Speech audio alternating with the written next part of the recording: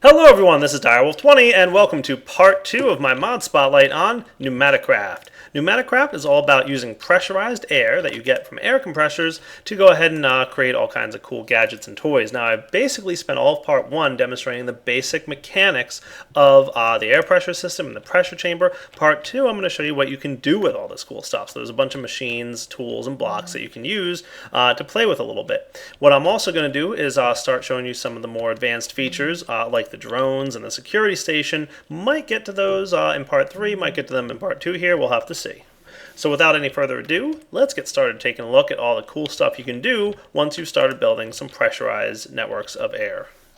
Alright guys, one of the first tools I'm going to show you is the GPS tool. It's going to be used in a few things going forward, so I want to show you this nice and early. It's simply made with some plastic. The origin of this plastic is fireflower seeds. What we'll quickly discover is that there's quite a lot of plastic available in PneumaticCraft, all pretty much many different colors. And each of them come from one of the different plants that's available. So you can see here that the origin of each of these different types of plastics is different types of seeds. Okay, so in order to make them, it's not too hard. Just throw the seeds into a pressure chamber. The right kind of seed makes the right kind of plastic. If you want to get this plastic here, you'll need some of the potion plant seeds. This plastic here requires flying flower plant seeds, etc. And they all typically require about half a bar of pressure, so it's really not too powerful of a pressure chamber that you're going to need to get set up with. Okay, what's one of the first items we want to play with the GPS tool? Well, let's take a look at the item cannon. Cool. Oh no, I placed it down wrong. What can we do about that? Well, don't worry, there's a solution. Of course, like any tech mod, there's definitely going to be some kind of tool that we can use to rotate and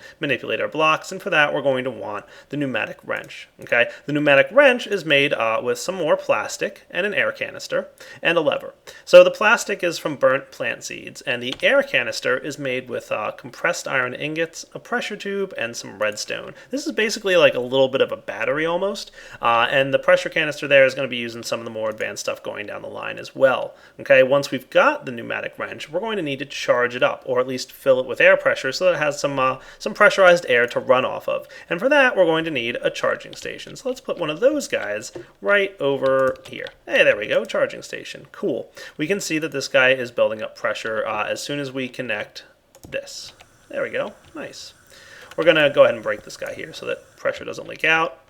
And in the meantime, we're going to see that this guy is quickly building up his own internal pressure. And once he does, we're losing overall pressure in the system because we've now added some tubes and we've added a new machine. So the pressure's dropping, which is going to cause our air compressor to turn back on. Remember in part 1, we set up a little bit of automation there.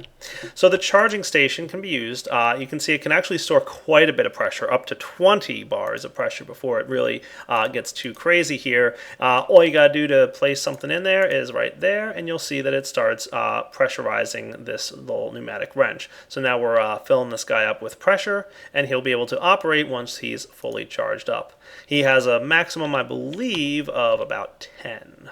Is that right?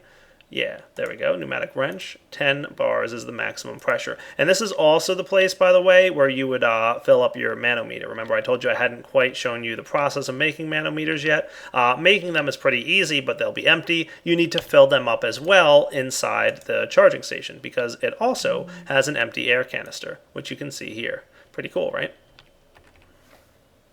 So now that we've got this awesome wrench, you can see you can right-click to rotate your machines around, and I think it's got a couple other basic uses as well. So now that we've got this, we can actually place this guy back down, and he once again will build up his pressure and again equalize with the system. So he'll quickly get to the point where he's balanced out with the rest of the system here, and you can see here that this machine now has enough air pressure to run. It's within the green zone. Remember, if we get to the red zone, problems might occur, so you want to be careful about that. Cool. There's also upgrades that can go in here that are slightly different from some of the other upgrades. I'll show you about most of them later. One nifty one is the security upgrade, which adds a built-in safety valve tube to the pneumatic machine. So what that'll basically do is if it does get into that red zone and you've got that security upgrade in there in the upgrade slot, it will automatically vent the air out of just this air cannon. It won't work with anything else in the network, but of course it will be venting air from the network. So it is going to help out. So this safety valve probably a better way to go for the overall network of air pressure, but you know, we can also see here that we're about to the 3.0 mark, so this air compressor should turn off shortly. Alright, so what can we do with the air cannon? Let's take a look. Let's throw some cobblestone in there. I'm going to throw about 11 pieces of cobble in, and I'm going to get ready with a lever. Now we want to go ahead and take our GPS tool and give it a destination. Let's say our destination is all the way over here. GPS tool, set coordinates to 1565, 558. Place your GPS tool in the slot as allocated, and the cannon will rotate into the appropriate direction and get ready to fire. You can also see the cannon status is designated right here, the angle, the height angle, the range, about 50 meters, and the currently aimed at coordinate. So as we change the GPS coordinates, if we did change them, for example, if we wanted the cannon to shoot over here, we'd simply have to right click on that block and then go ahead and install the GPS tool. And then you can see it's going to go ahead and rotate itself appropriately. Now, redstone signal. Ta-da! And there's the cobblestone. Now it does shoot them all as an individual grouping there, so it did send the whole stack at once. Whew, it shoots them very high, by the way. It's got a good range on it, and eventually they come back down exactly where we designated. Very nice, right? So a nifty little gadget to shoot stuff. Now if you go ahead and install a dispenser upgrade, well, that's going to treat this guy like a dispenser. For example, if we were to throw some arrows in there, okay, and we just tossed an arrow in, you'll note that when the arrow lands, it's probably going to land as an item entity. So it's not going to actually be an arrow like shot in the ground. But if we were to get ourselves a dispenser upgrade, which is probably this guy, and toss him in the upgrade slot. Now if we toss an arrow in there, what we should wind up with is an arrow that lands as if you had shot it. Cool. I wonder what this will do. Uh-oh. Nice. Now here's something that's incredibly basic, but something that I don't think I've really seen anywhere else. So I'm really happy to see it here, actually, because it's something that I've really wanted for a while, but not actually seen anywhere. And I'm pretty excited to show you guys the Omnidirectional Hopper. It basically is crafted just like a regular hopper, except you used compressed iron. What's so fancy about that? Well, boink, it's omnidirectional. You can place it however you want. It works pretty much in all directions. Boink, there we go. Might need to get a little deeper here to really demonstrate. There we go. Cool. And if we go ahead and, example, toss something into the omnidirectional hopper, we'll see that it lands in the chest above. And there are some upgrade options available, like the speed upgrade, which increases the speed at which the hopper transfers items. So you can go ahead and toss that in there. And you can also see that the current transfer speed is about 2.5 items per second. So every 2 seconds, it will have transferred 5 items. And you can also control it with redstone. Stop item transfer when never, redstone applied, redstone not applied, etc., etc. So it's basically a little bit of an upgraded version of a hopper that can go in any direction. Very, very cool. And one of the things that's pretty nifty about it, well, I think I've covered pretty much all the things. Enderman. Oh yeah, one more thing that's really nice about this omnidirectional hopper that's better than the vanilla hopper, it actually has a correct bounding box. So the problem with the vanilla hopper is, so I'm over here, if you didn't know how bounding boxes work, you might think that you're about to break the chest. Well, that's not the case. As you can see, I'm actually breaking the hopper. Problem. But if you come over here and you actually click on the chest here, you'll notice that there's wood particles there. I can actually break the chest from here. So a nice bounding box like that means that I can actually break things properly. Love it. So the next nifty gadget I'd like to show you is the pneumatic door. This is pretty cool. Check this thing out. Simply place this guy down like so. And you'll note that it's got this little thing sticking out the back there. Okay. In front of that, you're going to want to place down a door. And you'll know that this is set up correctly if the little thing sticking out connects to the corner of the door there. Okay. Then all you need to do is give it some pressure. So we just have to hook it up to this guy right there like that. And ta-da, we'll start equalizing the pressure. Once we get up to a pressure of about 2.0, everything's going to start working properly. So what's cool about this door? Well, first off, default configuration, as soon as a player walks up to it, it's going to automatically open. And as soon as a player gets far enough away, it'll automatically close. How cool is that? So you don't have to worry about opening and closing your door. It'll work like that all the time. Now, sometimes you might just want to be walking by the door and you're like, oh, darn, it's opening. I didn't want that to open. Change the control to nearby and looking. And what that'll do is even if the player is right nearby, as long as he's not looking at the door, it's not going to open up for you. Okay, but if you do happen to look at the door, it's going to open. Cool. Look at that. Now, one thing you might notice is that the door does tend to take a little bit to open up, and if you're, like me and often in a rush, you might want to go ahead and toss a few speed upgrades in there. So I'm going to throw 10 of these guys in. They're not terribly hard to make, though you do have to get some potions of swiftness. But once you've got them in, you'll notice that it opens a lot faster. So you don't even really need 10. Let's see. There we go. Even 5. Let's see if just 2 is good enough. I mean, that thing's pretty darn quick with just 2 in there. So 2 or 3, maybe up to 4 is pretty much a max, and it'll open really, really quick for you.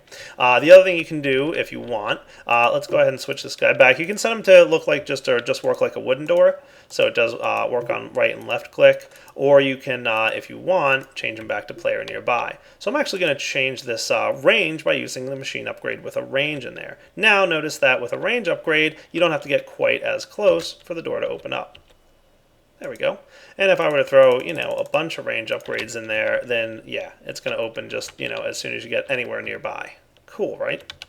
So that might be a nifty way to control a door if you just want to make sure that the player is nearby and looking. As soon as they come up to the door, it opens up and it closes right behind you until you look at it again and boom, it opens up again. Pretty neat, right? Probably not a good idea to look at the door if there's a creeper standing outside, but still, it's very nifty.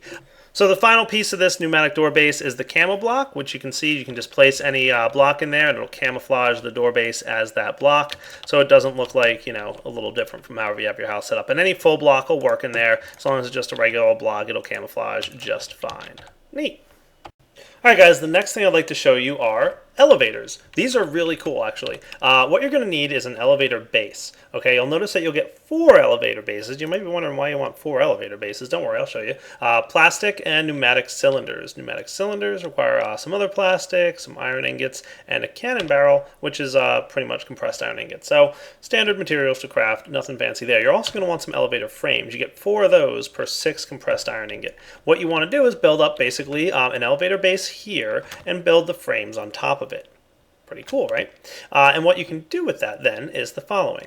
First off, you need to get it up to about 3 bars of pressure or more. Not any higher than 5 though. The other thing you want to do is change the control. You can either control this guy with redstone so that he operates via redstone signal. And when you apply a redstone signal, he'll start expanding up. Now the thing is, the redstone signal will cause him to expand as far as he possibly can. He can expand, according to our elevator status here, 4 meters per elevator base. If we throw another elevator base right underneath that, you'll notice that he's able to extend 4 more meters. Cool. And that actually is perfect for my first level here. Well, almost. I need to go one more higher. Turn off the redstone signal to call it back down. And if you want, you can also, of course, throw in some speed upgrades to increase the speed at which it moves. So now we've gone ahead and thrown 7 speed upgrades in there, and whoa, hello there. That is pretty fast. Maybe not quite so fast. 5 looks like a good number there. Cool. Now if you want, you can of course stand on this thing and up you go. Nice. Look at that. But there's no way to get back down, is there? No, that's a pain. So let's not control it with redstone because redstone is boring. We're going to do elevator callers. Elevator callers are very cool. You're going to want to attach your elevator callers to the elevator frames here, like so. And as soon as you place down your first one, he will be designated as level 0 or level 1. Your second one there will be designated as 2, and then your third one 3, etc., etc. So now each one of these elevator callers has a designation for each level, and all you have to do is stand on it and designate which level you want to go to. So I want to go up to level 2, and there I am.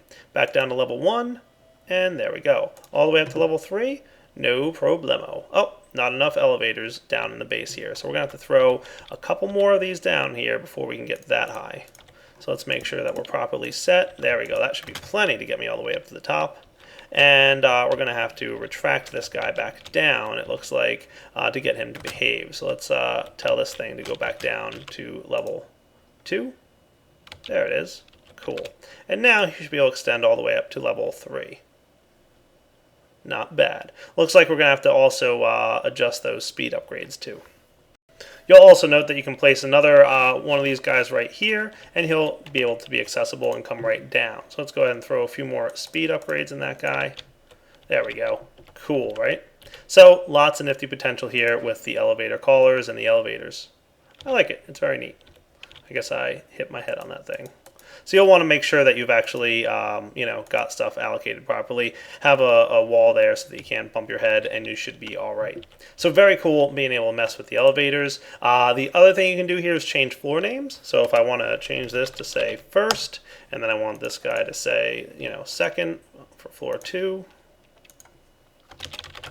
and floor 3 can say 3rd, or whatever you want, not a problem, and ta-da, it updates all the elevator callers. That's pretty awesome. And it, of course, can move all entities, so if you want to throw chickens on there, or if you want to throw items, it shouldn't be a problem, I don't think. There it goes. The cobblestone went up, and then the cobblestone should come right back down. Awesome.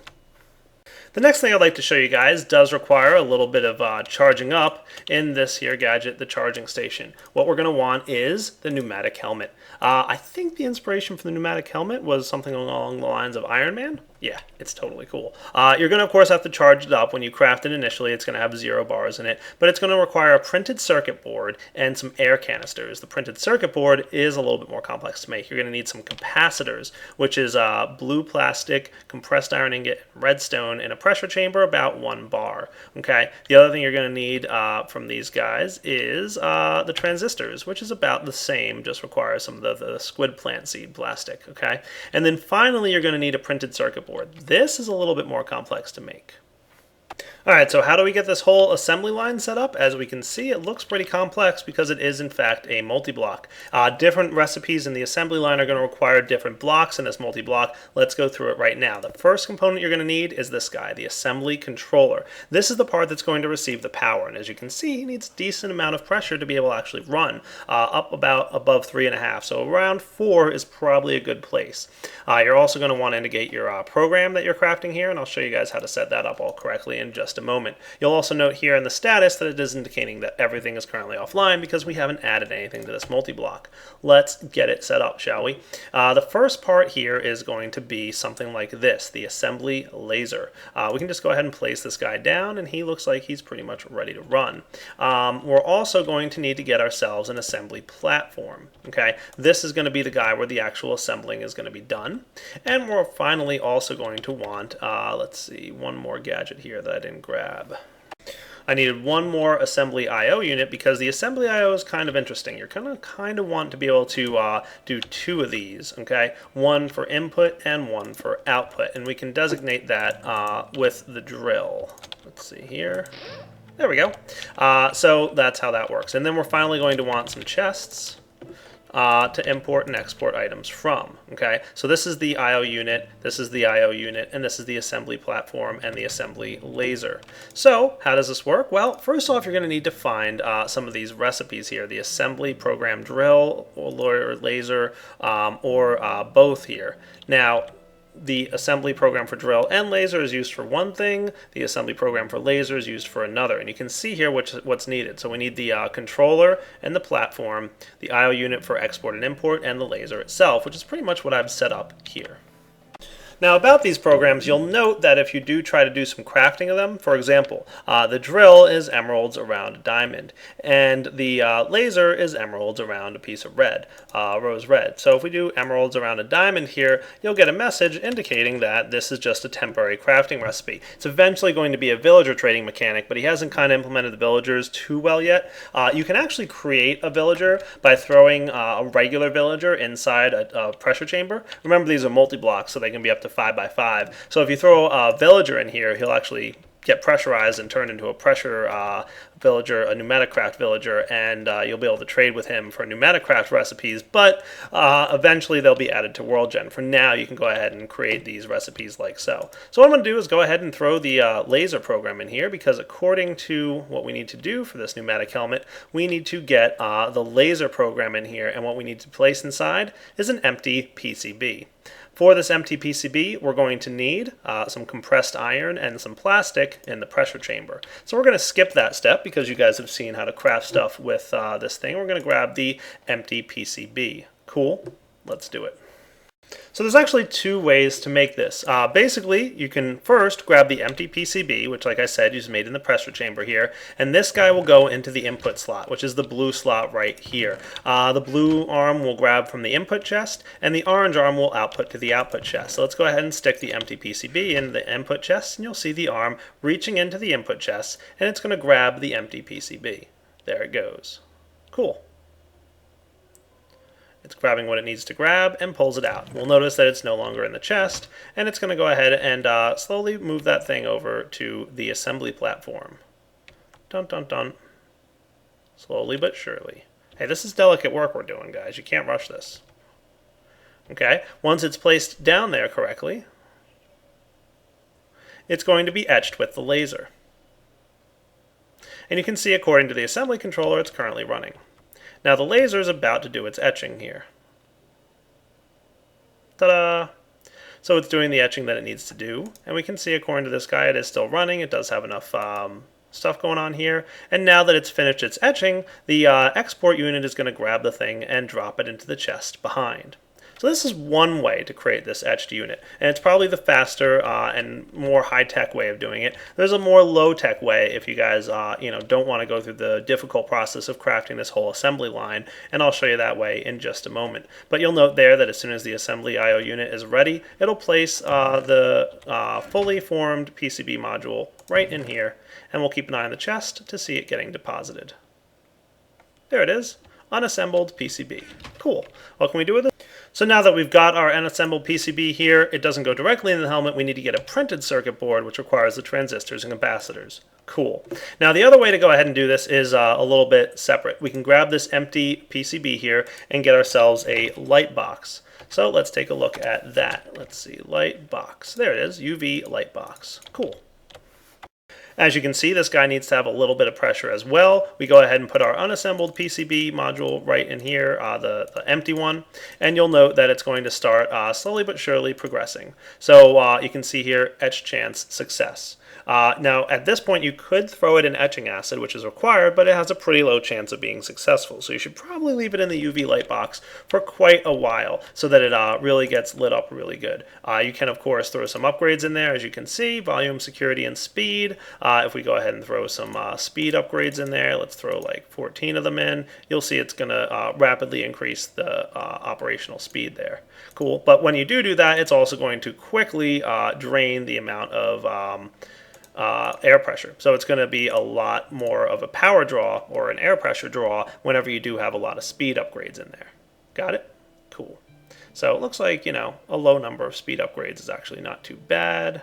Let's go with 4. 4 seems to be pretty stable for our current generation of air pressure, and you can see it quickly building up there. So once you've gotten that PCB that's fully been exposed to UV light, we just need to throw it in some etching acid. Okay? Etching acid is made in a pressure chamber, water bucket, spider eyes, rotten flesh, gunpowder, and some of that green plastic. All we have to do is grab a bucket of that stuff, place it here like so, and drop your PCB module in. Again, once it's been exposed to that light and has gotten up to 100% chance, means you've got a pretty good chance of it actually working. Now, if you want to see the progress on this thing, you can just jump into the acid to pick it up. It does hurt a little bit to jump into acid, so watch out. And you'll see that the etching progress is currently 48%. It takes about 5 minutes, which is longer than it does take for items to despawn, so you're going to want to pick it up a time or two before it despawns, so make sure to grab it out of there. And once it is fully etched, it's the same as going down the assembly line. So it's up to you. This process is a little cheaper and easier to go down, the assembly line more complicated, but also a little bit more efficient and easier to automate. So now that we've seen how to get this awesome pneumatic helmet, what can we do with it? Well, first off, you just stick it in the charging station. You'll see this inventory button light up. Cool. Now we can go ahead and install some upgrades. Awesome. I can't wait to check these out. So there's a bunch of upgrades that are available with this thing. Let's take a look at what they all are. Let's go for upgrades. So what's available in the entities? First off, let's go with the machine upgrade. I think that's available for... Nope, not this one. You can see on here what it's available and what it applies to. So Entity Tracker is probably a good one to throw as my first demonstration into the pneumatic helmet. Once we've got that, we can click the back button here, take the pneumatic helmet out, and go ahead and stick it on our head. Dun, dun, dun, dun. The pneumatic helmet initializes. Now the Entity Tracker is going to initialize. You can see Entity Tracker found up on the top left. None of the other trackers are installed. Once it's installed there, initialization complete. Helmet pressure, 8.8 bars. Current mode, tracking entities. Cool. Anytime you get close to an entity, it's going to home in on that entity. And you can see that happening right now. And it's going to acquire the target. Very cool. And you can see if you mouse over the target, the current tracked entity's health, whether or not the animal can be bred, and a couple other nice pieces of information. If you want, as you can see here, we're picking up some chickens now, you can actually hit the F key, and you can change some general helmet settings. For example, you can move some of the things around on the screen. So we can move where the pressure bar is. You can also move the message screen, which is up here, and you can move, or you can change the key that opens it up. Because we have an entity tracker installed, we can change some configurations on the entity tracker. For example, I can move the stat screen around if I want. So I can move this thing wherever I want it to be, and middle mouse button to change the corner with which you move it. So if I want it to be up here like that, it's pretty easy to do. There we go. Cool. The other option here is to filter. So we can filter on mobs only or just creepers. So for example, if I filtered on chicken and close this out, you'll see that it lost the pig target. It's no longer targeting pigs. It's only going to track any chickens nearby. So any pigs or anything else is not going to be tracked. However, if I go ahead and open this up and just clear this out again, it will now once again start tracking everything, and it's going to reacquire the pig target. It's very useful for finding things through blocks. Now the one thing is it does have kind of a short range, but of course there's upgrades available for that. So let's run over here and install some range upgrades. So the range upgrade, let's see, where are you at? I think it's this guy. I'm going to go ahead and just, because I'm crazy, I'm going to throw in half a stack of range upgrades. Cool. Let's install this thing again. Now the helmet needs to reinitialize once it's gone back on your head, but even though before I couldn't even get close to those pigs until it started tracking, we should be able to track them from quite a long distance away. There we go. Look at all the stuff really far away from me now, even through blocks and everything that we're tracking. Now when you mouse over it, you can see on the top left, there's a chicken over there in the distance. There's a couple chickens, and this chicken actually only has 50% health, so he must have fallen or something. We can see there's a chicken, there's probably a pig it looks like, and etc., etc. And you can even track enemies. So if we switch this guy back to normal mode and we look down, we'll probably see that there's some things getting added down here. Dun dun dun. So we can see we're acquiring our targets, and there's some zombies and creepers down there, so there's probably some kind of tunnel or cave going on. Very, very cool. I like that. So let's switch it back to peaceful mode, and you'll see that we'll probably quickly lose most of our tracked entities because now we no longer have monsters laying around. Oh, there's a bat. Cool. So that's the entity tracker. Very, very nifty. Let's look at another one. I'm going to get rid of the entity tracker, and I'm going to install the block tracker upgrade. Where is that guy? There he is, block tracker. Cool. The block tracker upgrade is pretty useful. Let's see. Block tracker. There it is. And let's power this thing up. So currently the block tracker upgrade can track several things. First off, it can track silverfish blocks. So if we mouse over here, we'll see there's some silverfish blocks down underground. It's a great way for detecting those guys. It can also identify any PneumaticCraft blocks like the charging station and the elevator base and the air cannon, etc. And some details. For example, air cannon is showing contents empty. Elevator base has 5 machine upgrades for speed, etc. We can see a bunch of silverfish as well down there. You can also, I'm not sure if there's any nearby that we'll be able to see, but there's you can see mob spawners and what type of mobs are spawned in there. Now the really cool part is the chest, because you can actually throw items in there and see what's available in the chest. So we can see there's 60 cobblestone and 1 dirt in that chest, and this guy will update in a moment to show 62 levers. Very cool. Now you can also track certain blocks if you want. So it's really pretty nifty. There's a lot of stuff you can do with the block tracker upgrade. The next upgrade here is the item search upgrade. You can see it right here. What you can do is open up a searcher here in your menus, search for item, and you can choose which items to search for. For example, I could choose cobblestone, or I could search for an item to search for like levers. And what will happen is any of those entity items laying on the ground will be highlighted. You can see it's indicating that it found a bunch of them. Cool. 6 of them, as a matter of fact, at the moment. And as I pick them up, that number will drop. 5, and etc., etc. Cool. So now there's none on the ground. What's really useful about this is if you combine that with the block tracker upgrade. So let's put a block tracker upgrade back in here. Let's go into the inventory, get the machine block tracker upgrade, and go ahead and put this helmet back on. What's cool about this is now that we've got the item searcher upgrade, if we place some levers inside a chest, for example, it should be able to find them inside the chest. So we can see the chest is being detected, and it's highlighted in green because it found 62 levers inside that chest. Awesome. Look at that. That is cool. And if we take the levers out of the chest, for example, it will update within a few seconds. Very awesome. So it's a nice way if you've got a bunch of chests and you're looking for like redstone in your inventory room, it's a great way to find what you're looking for. Now the final upgrade is the coordinate tracker upgrade. Let's go ahead and install this guy.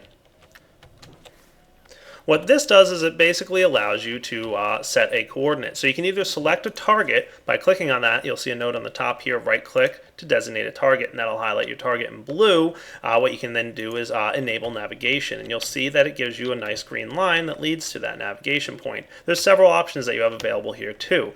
First off, you can change this navigation to a tile navigation, so you can see the exact blocks to walk along to get to your destination. You can also switch it back to wire mode. That looks like that. Your X-ray mode will show you the lines that you can't see, so you'll see ahead that there's a drop in front of you. Correct. And then another drop here that you wouldn't have been able to see, but with X-ray mode off, you'll only see what you can basically see from the height level that you're at. So it'll block off that stuff that's behind those blocks. And then finally, you've got your path update rate. At normal, it'll update, every once in a while.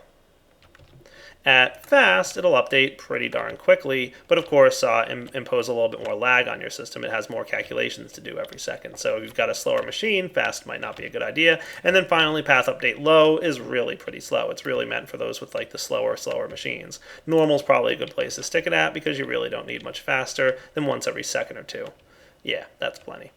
And then what you can also do is instead of just selecting a target, you can navigate to surface. So if you're deep below ground and you just want to find a way to get to the nearest surface point, you can hit that and it'll try to find a nearby route to the surface. Obviously, I'm already up on the surface, so it's just going to pick where I'm at, but it's a very good way to navigate along your blocks, and it works pretty well. Definitely worth checking out the path navigation there. And then when you're done, you can just disable the upgrade and you're off. Now at this time, if you have all 4 upgrades in, I'm not going to lie, your screen does get a little bit cluttered up with information. So if I go ahead and put that item search and the machine block and what else did we have here? Entity tracker. I think those are just the 4 that it can have.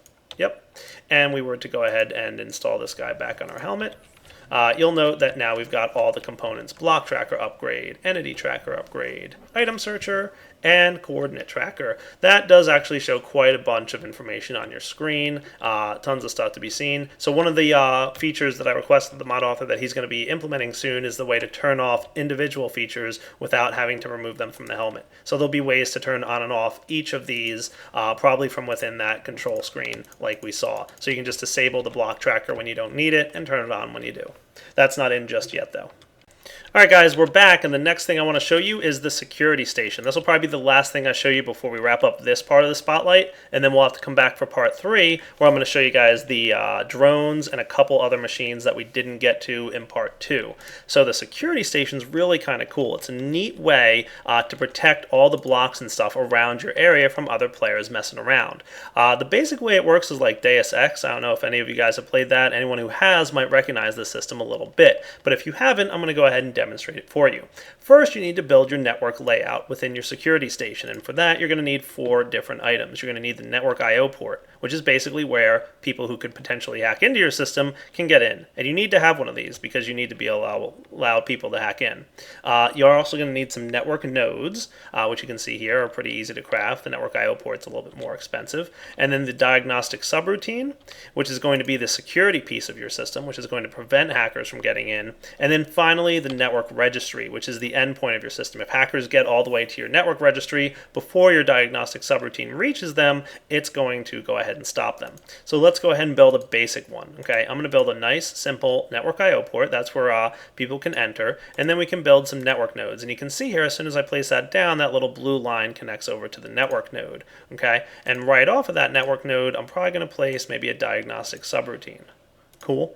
And then we'll have a couple of more of these network nodes here, and we can connect them however we want, and then eventually we can have a network registry. So what's going to basically have to happen is a player is going to start at the network I/O port. They're going to go ahead and move towards the network nodes and try and hack each node along the way. If they get all the way up to the network registry before the diagnostic subroutine reaches them, then they're going to be doing pretty well, and they're going to be able to hack the system. So what does the security station prevent you from doing? Well, luckily, I'm joined on the server by the mod author, Mind Martin. How you doing, Mind Martin? Hey. Cool. So you set Understood? up a security station here to demonstrate what it's like if a player is trying to hack into security, because this is really hard for me to demonstrate in a single player world, so we had to jump onto a server to demonstrate this. Exactly. Cool. So first off, I can't break blocks, right? Yeah, try. Nope, not letting me. I can't break any blocks within the range of the security station, right? Oh, and whenever I try to break it, it demonstrates the range with these little red lines here. That's pretty cool. So you can see how big the security station's range is based on whenever I break a block, it'll demonstrate where you can't. You also can't right-click on blocks, so I can't interface with the chest, and I can't place blocks within this range either. It's not letting me place down blocks. Once I'm outside the range, I easily can place them, but once we're inside the range, it's blocked.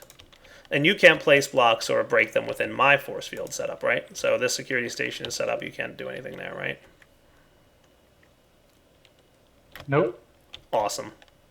All right, and then whenever he's trying, you can see that my range is set up here. So this is currently the range of this thing, and if I throw some range upgrades into the upgrade slot, I can go ahead and increase that range, and now we can see that the range of this security is much larger.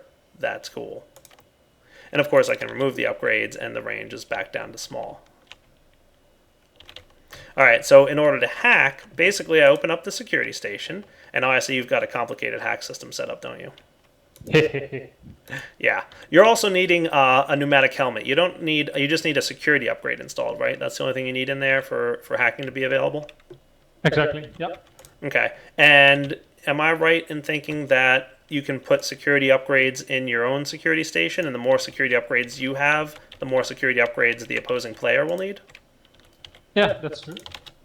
Cool. So if I throw a couple security upgrades inside my security station, we'll see here that according to the security status, it's a level 5 security, which if the security station is level 5, you need level 6 in order to be able to hack it?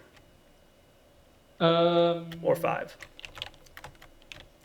Well, it displays a message to me that says I need 5 upgrades. Okay, cool. So you need 5 upgrades. But I currently have 1, so I can't hack it right now. Cool. You'll also note that there's about a 20% chance for an intruder to be detected. That can be increased with an entity tracker upgrade. For each one, you'll get another 20%. And I'll demonstrate what that means in a moment, but basically note that the higher chance for intruder detection, the better. And we can see what the security station is set up over here by Martin shows. It shows that it's currently a level 1 security, so I have no problem hacking it with my 1 security upgrade. And we should see, does it show me on here somewhere where the detection chance is?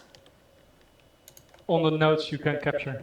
Oh, okay, I see. So detection chance is 20. So you haven't put any player detectors in there, right? No. Cool. Should I? No, that's okay. I'm going to start off basic and then we'll see. So whenever you try to capture a node, there's a chance that the security system, aka the diagnostic subroutine, will detect your hacking. The strength of the node is determined by how many items we place in there. So I just placed 1 of each in, so that's all strength of 1. But if I want to make this guy a little bit harder to hack, he's now a strength of 6, for example. So we'll leave him as 3, just to make it a little bit harder on mine, Martin. I don't want to make it impossible on him. And then simply left-click to start your hacking. And when you left-click on a node, you'll see this green line moving across. Now, the higher the level of the node, the longer it's going to take to hack. So you can see now we've just captured this node, and we've been able to capture it pretty well. And there's only a 20% chance to be detected. If we click on this guy, we might reach him as well, no problem. And I'm just going to kind of move across here. Nice. So we can see here we're moving around just fine. Now with more player detectors, there we go. We've just encased a trace. Now I just want to, let's see, I want to fortify these guys. Uh-oh, he's catching me up. I better use a stop worm. Dun dun dun. Stop worm is an item that you can only find in chests. You can see I have them in my inventory here. That's going to basically stop the anti-intrusion system and deaden its tracks for about 5 seconds. And then it's going to be able to resume again. So you can only find these in chests. They can't be crafted, so use them sparingly when you need to. Your other option to use here is the nuke virus. You can just middle-click a hackable node, and it'll instantly take it over. There's no time delay, so if you have a really strong node and you have a nuke virus on you, it'll, again, use up that item, but it's a pretty fast operation, and it makes it instant. Cool. Uh-oh. You can also right-click on nodes to fortify them, which if they are fortified, it's harder for the nuke or for the virus to get past and get into your area. Uh-oh, it looks like the trace is complete. Uh-oh. Oh, here we go. There we go. The trace, once it gets down to your I/O port, is when it kicks you out of the system. Now you can go ahead and try again, no problem. It does tell you here, hacking unsuccessful. Let's successfully hack the system now. I'm just going to click my way through the network nodes down to the green path. And you made this a little too easy on me, Martin, by the way. Haha, hacking successful. The security station now doesn't protect the area. For me as a player only, Direwolf20 can now go ahead and break any items, place any items, and do any kind of trolley stuff that I would like to do otherwise. But other players will still have to hack the system for themselves. Now, have you hacked my security station yet? I did. Oh, so I can determine that by checking on this red line here, problems. This station has been hacked. Dun dun dun. If you check on the yellow line here, you'll see who did it. Hacked by Martin. You sneaky character, you. So in order to get this guy back up and running, we're going to need to reboot him. So we can reboot it, and you'll note that it takes about a minute for the security station to reboot. And an important note is, while it's rebooting, all the security is offline. So now anybody can come in here and break any blocks they want. Just, no problem. They can easily break anything while the rebooting is occurring. But at the end of the 1 minute reboot, it's going to go ahead and, lock him out again. So Martin will no longer be able to break stuff until he tries to hack again. So maybe now's a good time for me to beef up my security and make it a little bit easier to track him down and stop him in his tracks. So does that about cover everything with the security stations? Well, we can be friends. Oh yeah, we can be friends, can't we? Alright, so in order for that to work, you just go to the Shared Users tab, and I'm going to say Martin and hit the plus button. There we go. Now, Martin, you are my friend. Thank you. So let's see, the security station is almost done rebooting. It's got about 3 seconds left. And there we go, it's done. So you should be able to break blocks now. Hooray! I can, yeah. Nice. And if I want to remove his friendship, if he scorned me, I can just highlight his name there, it turns red, and then click on it, and he will no longer be listed as friends, and once again, he would need to hack the system in order to get in. No. And again, my range is only up to here, so he can break stuff on this side of the barrier, but not on this side. That's pretty cool. I like that. That's actually a really powerful way to protect your items and protect your chests. And it's actually kind of fun. I like the fact that if you build the security station correctly, it's harder to hack into. And of course, the more network nodes you want to place in there is a pretty expensive item to craft. You need a bunch of these transistors. So you're going to need a lot of crafting to get this thing to be very powerful. And then security upgrades too, pretty expensive item. You're going to need some lapis and obsidian. I like it, Martin. It's very cool. Thank you. All right, guys, with that, we're going to wrap up part 2 of the Spotlight. It definitely ran a little bit over, but we're going to come back next time. There's still more stuff to check out. We've got drones to see. We've got a couple more machines that I didn't get around to, and I'm really excited to show you guys. For now, this is Direwolf20 signing off. Hope you enjoyed part 2 of the PneumaticCraft Spotlight, and take it easy.